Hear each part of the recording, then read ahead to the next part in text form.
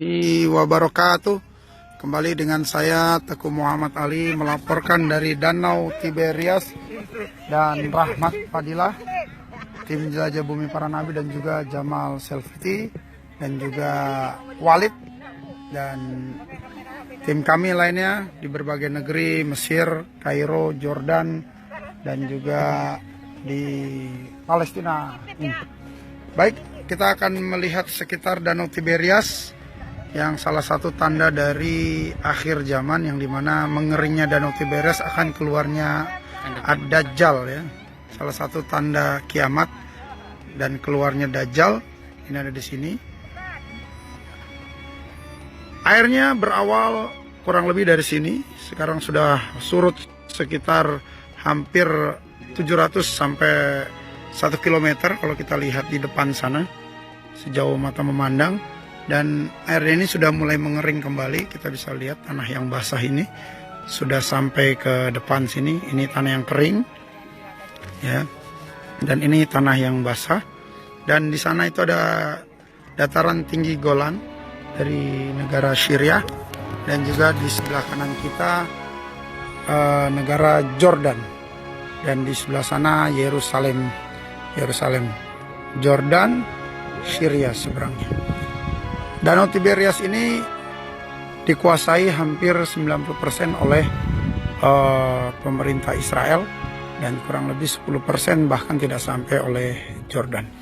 Baik, mungkin akan ada sedikit cerita bagaimana salah satu tanda akhir zaman dan keluarnya Dajjal. Silakan bercerita Ustadz Rahmat. Assalamualaikum warahmatullahi wabarakatuh. Apa kabar Bapak Ibu semua, masyarakat Indonesia? Di sini kami sudah sampai di Danau Tiberias. Ini adalah salah satu tanda akan keluarnya tanda kiamat besar, yaitu mengeringnya Danau Tiberias. Di dalam hadis yang sangat panjang diriwayatkan oleh Imam Muslim, hadis 8 Kitabul Fitan, dikisahkan bahwa sahabat Nabi yang mulia yang bernama Tamim Ad-Dari, asalnya adalah seorang Nasrani. Beliau pergi berlayar, ya, beliau pergi berlayar ke timur kota Madinah, yaitu beliau terombang-ambing oleh gelombang selama 1 minggu. Kemudian beliau terdampar di satu pulau di timur kota Madinah. Wallahu alam apakah itu di Teluk Arab atau di timur Laut Samudra Hindia. Kemudian di pulau itu beliau bertemu dengan makhluk yang sangat aneh yang bernama Jasasa. Kemudian Jasasa memerintahkan Tamim Ad-Dari untuk menemui seseorang yang akan bertanya 4 pertanyaan kepada Tamim Ad-Dari. Akhirnya Tamim Ad-Dari bertemulah dengan sosok yang sangat misterius, dan digambarkan oleh Tamim Ad-Dari adalah sosok yang sangat-sangat besar, manusia yang sangat besar, berambut keriting kecil-kecil, keriting ikal kecil-kecil, kemudian matanya kedua-duanya hampir keluar, tapi yang sebelah kanan itu seperti anggur, pice. Di antara 2 pelepisnya tertulis kalimat kafaro, artinya kafir. Dan sosok itu adalah kita ketahui dan kita maklumi adalah Dajjal. Kemudian Tamim Ad-Dari ditanya oleh sosok Dajjal itu. Yang pertama, apakah air mata Zugar, apakah Rasulullah atau utusan Allah, seorang laki-laki dari kota yang bernama negeri Hijaz, seorang laki-laki sudah diutus di negeri Hijaz yang mengaku sebagai utusan, dia tidak bisa baca dan tulis? Kemudian Tamim menjawab, iya, ada. Dia di kota Mekah, kemudian sekarang tinggal di kota Yasrib atau di kota Madinah. Yang kedua, apakah air mata Zugar masih mengeluarkan air? Iya, sekarang masih mengeluarkan air. Kita tahu bahwa air mata Zugar berada di Jordania, dan kami kemarin bersama Pak Ali dan tim Jelajah Para Rasul datang ke air mata Zugar dan sudah mengering airnya. Yang ketiga, apakah kurma di tanah Baisan masih mengeluarkan buah? Oh iya, sekarang kurma di tanah Baisan masih mengeluarkan buah, jawab Tamim Ad-Dari. Sebentar lagi dia tidak akan mengeluarkan buah. Kemudian pertanyaan keempat, apakah Danau At-Tabariyah masih mengeluarkan air dan dialiri oleh sawah dan kebun? Oh masih. Sebentar lagi akan mengering.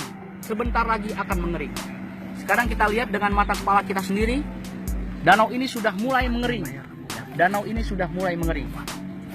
Berarti dengan hadis ini kita akan menantikan tanda kiamat besar, yaitu keluarnya Ad-Dajjal. Maka dari itu kita sebagai umat Islam sebagai umat muslim harus membaca tanda-tanda zaman bahwa kita akan menantikan tanda kiamat besar, yaitu fitnah dajjal. Waspadalah, ikuti apa kata ulama, ikuti pada apa kata Quran dan hadis, segera mengkaji tentang bab-bab fitnah dajjal, maka insya Allah dengan doa kita akan selamat dari fitnah dajjal. Demikian laporan kami dari Danau Tiberias. Assalamualaikum warahmatullahi wabarakatuh. Bagaimana cara menghindari dajjal? Cara menghindari dajjal itu dengan doa, yaitu Allahumma inni a'udzubika min azabi jahannam wa min azabil qabri wa min fitnatil mahya wal mamat wa min fitnatil masihid dajjal. Doa itu dibaca setiap selesai sholat 5 waktu, selesai tahiyat akhir sebelum salam.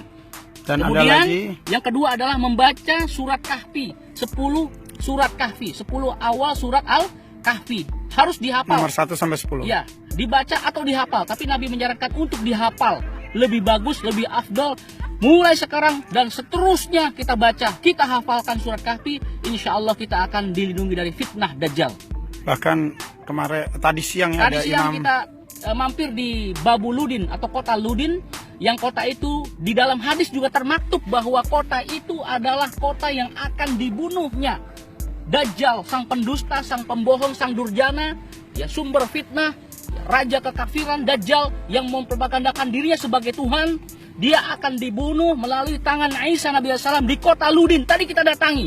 Imam Masjid Kota Ludin mengatakan, mulai saat ini saya memerintahkan dan seterusnya kepada Anda untuk selalu membaca 10 awal surat Al-Kahfi, menghafalkannya dan mengamalkannya. Karena saya sudah perintahkan kepada seluruh kota Ludin, orang muslim di kota Ludin, untuk membaca, menghafalkan dan membacanya setiap saat untuk berlindung dari fitnah dajjal berdasarkan petunjuk Rasulullah bahwa kita harus membaca surat Kahfi 10 ayat pertama itu untuk selamat dari fitnah dajjal. Baik, terima kasih Ustadz Rahmat. Kami tim Jelajah Bumi Para Nabi, mudah-mudahan apa yang kita sampaikan sedikit ini membawa manfaat dan barokah. Amin. Bila ada kekurangan, kesalahan, kekhilafan, saya Teguh Muhammad Ali dan Rahmat Fadilah melaporkan dari Danau Tiberias.